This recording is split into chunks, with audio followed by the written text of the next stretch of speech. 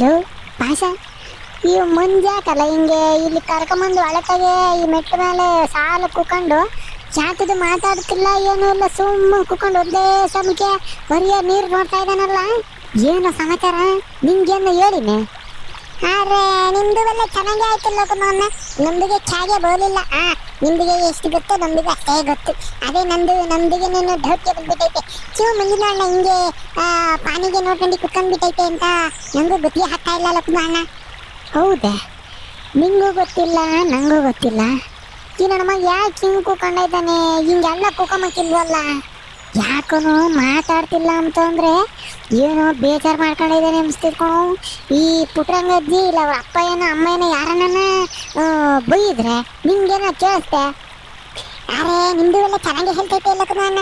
ಅರೆ ಪುಟ್ಟರಂಗಜ್ಜಿ ಅವ್ರದ್ದು ಅಪ್ಪಾಜಿ ಅಮ್ಮಾಜಿ ಎಲ್ಲಗೆ ಬೈಯೋದು ನಿಮಗೆ ಚಾಟಿ ಗೊತ್ತಾಗ್ತೈತೆ. ಅಯ್ಯ ನಿಮ್ಮ ಬೆಂಕಿ ಕಲು ಪಾಸ ಅವ್ರ ಮನೆ ಮೊದ್ಲಾಗೆ ಇದ್ದ. ಯಾರಿವ್ರ ಅವ್ರ ಮನೆ ತಕ್ಕ ಬಚ್ಚ ಅಲ್ಲ.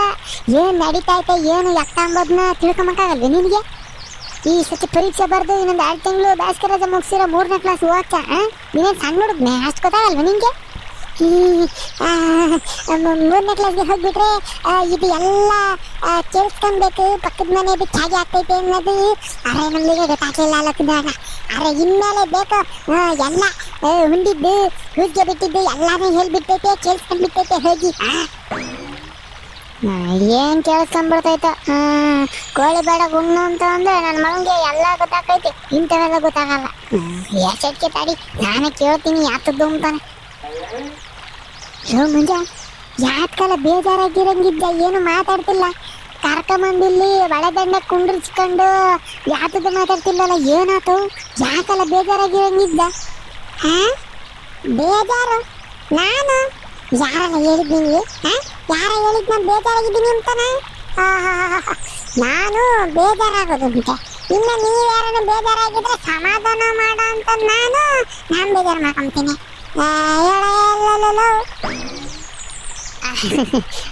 ಯಾರು ಹೇಳಿಲ್ಲ.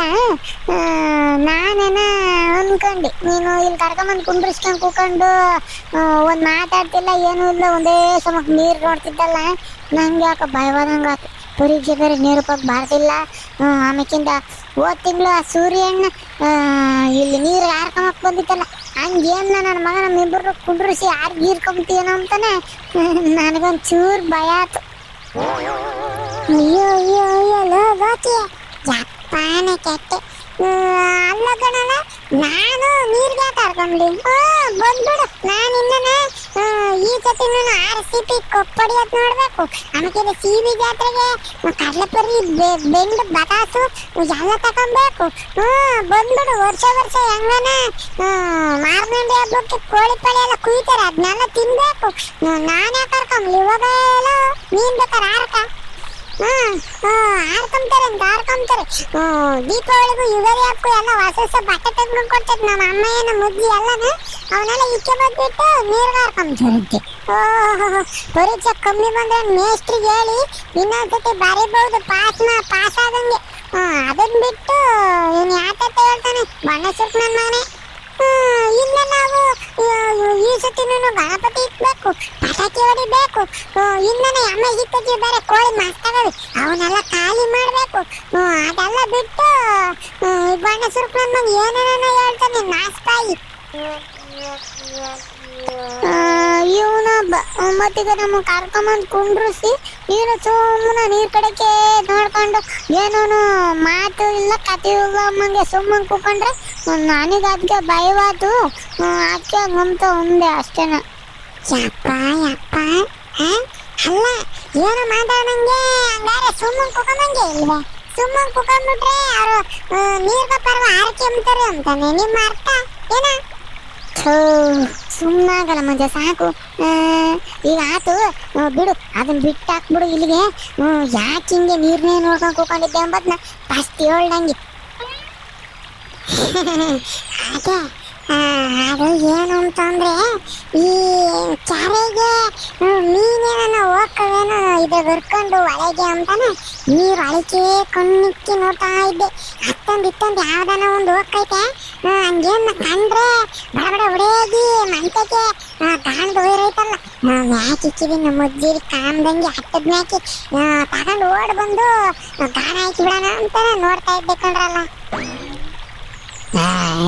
ಇದಕ್ಕೆ ನಾನೇನೇನೋ ಅಂದ್ಕೊಂಡೆ. ಈ ಹಸೆಟ ಎಲ್ಲೋ ಮುಂಜ ಮಳೆ ಬಂದಿಲ್ಲ, ಕ್ಯಾರ ತುಂಬಿಲ್ಲ. ಈಗ ಎಲ್ಲೆಲ್ಲ ಬರ್ತಾವ ಮೀನು. ಇನ್ನ ಏನ ಕೆರೆ ಒಳಕ್ಕೆ ಮೀನು ಅವಾಗೆಲ್ಲನ ಸಾಕಕ್ಕೆ ಅಂತಾನ ಮಾರರು ಕೆರೆ ತಕೊಂಡು ಮೀನೆಲ್ಲ ಸಾಕರ್ ನೋಡು. ಅಂತರ ಆಗಿದ್ದಿದ್ರೆ ಈ ಸತಿ ಮೀನುಗಳು ಇರೋವು.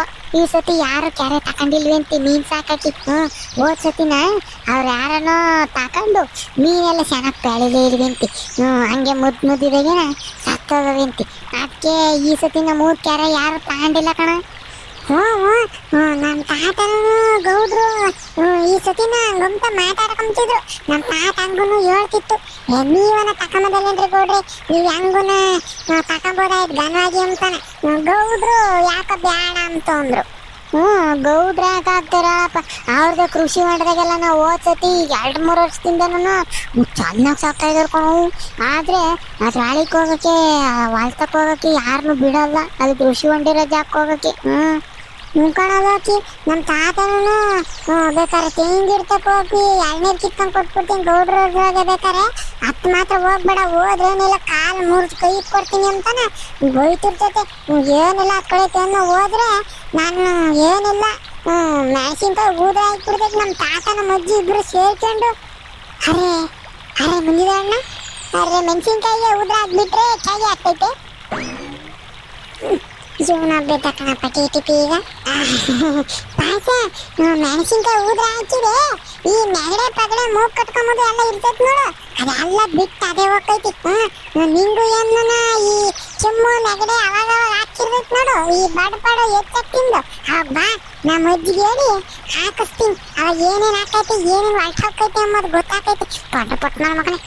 ಅರೆ ಐಸಾ ಕ್ಯಾ ಬಂದಿದೆ ಅಣ್ಣ. ಅರೆ ನಮ್ದಿಗೆ ಈ ರಂಜಾನ್ದು ಬಿರಿಯಾನಿಗೆ ತಿಂತಿಲ್ಲ, ಅವಾಗಿಂದ ಸ್ವಲ್ಪ ಸ್ವಲ್ಪ ನೆಗಡೆಗೆ ಆಗ್ಬಿಟ್ಟೈತೆ ಅಂತ ಸೀನಿ ಮುಂದಿಗೆ ಮೂಗೆಲ್ಲ ಉರಿಗೆ ಬಂದ್ಬಿಟ್ಟೈತೆ ಒಂದಿಲ್ಲ. ಆ ಮೆಣಸಿನ್ಕಾಯಿಗೆ ಹುದ್ರ ಹಾಕ್ಬಿಟ್ರೆ ಆ ಮೂಗು ಉರಿ ಎಲ್ಲ ಹುಡ್ಬಿಟ್ಟೈತೆ ಇಲ್ಲ. ಓ ಮೂಗು ಉರಿ ಏನು ಎಲ್ಲ ಹೋಗ್ತೈತೆ ಕಣಪ್ಪ. ತಣ್ಣಗೆ ಹಾಕೈತೆ ಮೂಗು ಕಣ್ಣು ಎಲ್ಲನೇ ತಣ್ಣಗೆ ಹಾಕೈತಿ. ಒಂದ್ಸತಿನ ಭಾನು ಅಂಟಿಗೆ ಹೇಳ್ತೀನಿ ಮೆಣಸಿನ್ಕಾಯಿ ಊದ್ರಣೆ ಒಂದು ತಣ್ಣಗಾಗಂಗೆ ಪಾಯಸಂದ ಹಾಕ್ಬಾನು ಅಂಟಿ ಅಂತಾನೆ. ನೀವು ಮುಂಜ ನನಗೆ ಒಂದು ಡೌಟು ಕಣ.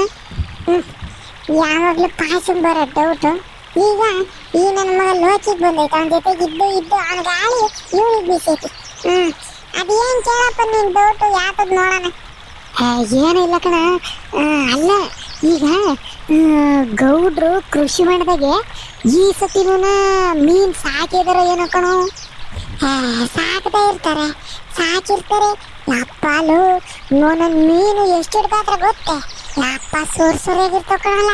ಅದಂತದ ಕಾಟ್ಲ ಕೊರ್ವ ಜಿಲೇಬಿ ಅದು ಇದು ಯಾವ್ಯಾವ ಇರ್ತದಂತೆ.